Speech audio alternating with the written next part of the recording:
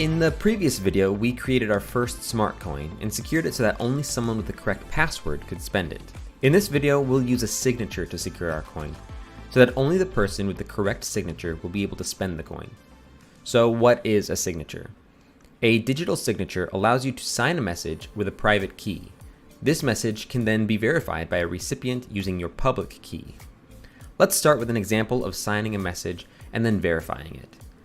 Run Chia keys sign -- message with the message hello -- hgpath m. Then choose your wallet ID. This process will sign the message hello with your private key. To verify this message, we'll run Chia keys verify, enter the message, then the signature, and the sender's public key. So now that we know how signing works, let's create a coin that can be spent when given the correct signature. So in our Chialisp file, let's define a module that takes two parameters. The first will be a public key that we'll curry in later. This will determine who is able to spend the coin. The second parameter will be the conditions that determine how the coin will be spent. Next, we'll include some libraries to make our code a bit easier to write. The first lets us use written condition codes rather than number codes, and the second is a library for tree hashing. To install these libraries, run this command in the terminal: cdv clsp retrieve SHA-256 tree and condition codes. Back to our Chialisp file, we'll define a combine statement with C, and for the first parameter, create a list composed of the agsig_me condition, our public key parameter, and the conditions parameter run through the tree hashing library. The second parameter in the combine statement will be the conditions that are passed into the program. So what does this do? Well, the agsig_me condition is a standard condition that signs a message with a public key. In this case, we are currying in the key, and the message is the tree hash of the conditions parameter. We do this so that the conditions cannot be modified by the farmer. So in order to spend the coin, the user must provide a solution that contains a list of conditions or how they'd like to spend the coin, as well as a signature to show that they are the ones authorized to do so.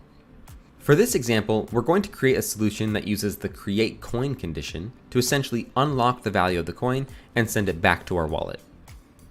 First, let's finish creating this coin.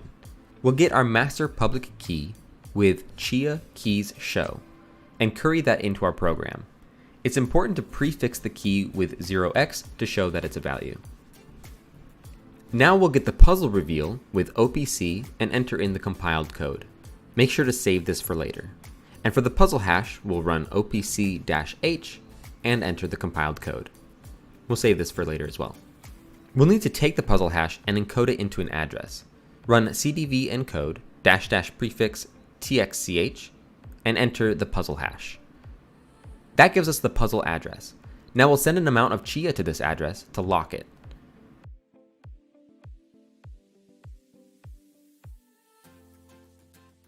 And we'll check the status. Once confirmed, we'll be ready to spend it.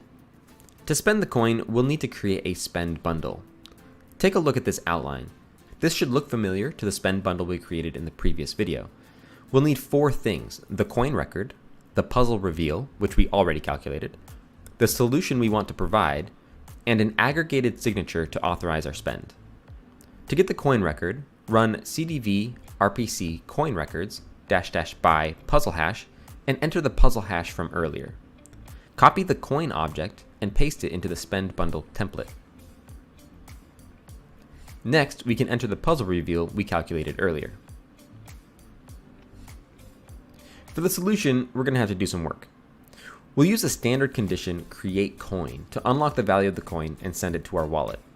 To do that, we'll need our address, which we can get with Chia wallet get address and decode it to get the wallet address puzzle hash with cdv decode and our address. To craft the solution, we'll run this command, where 51 is the create coin condition code, our wallet address puzzle hash, and an amount in Mojo. We can enter this response into the solution of our spend bundle. Finally, the aggregated signature. Remember that the message we are signing is the tree hash of our conditions, or our solution. So first, let's generate that hash.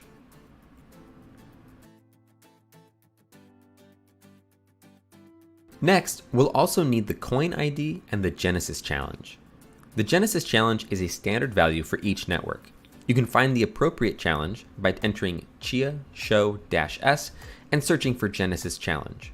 Since we're on testnet 10, our challenge is this value starting with AE.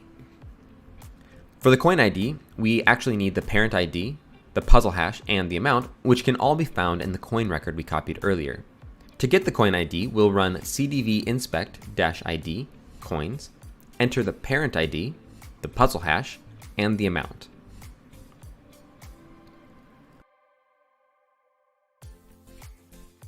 The agsig_me condition expects the concatenation of the conditions tree hash, coin ID, and Genesis challenge.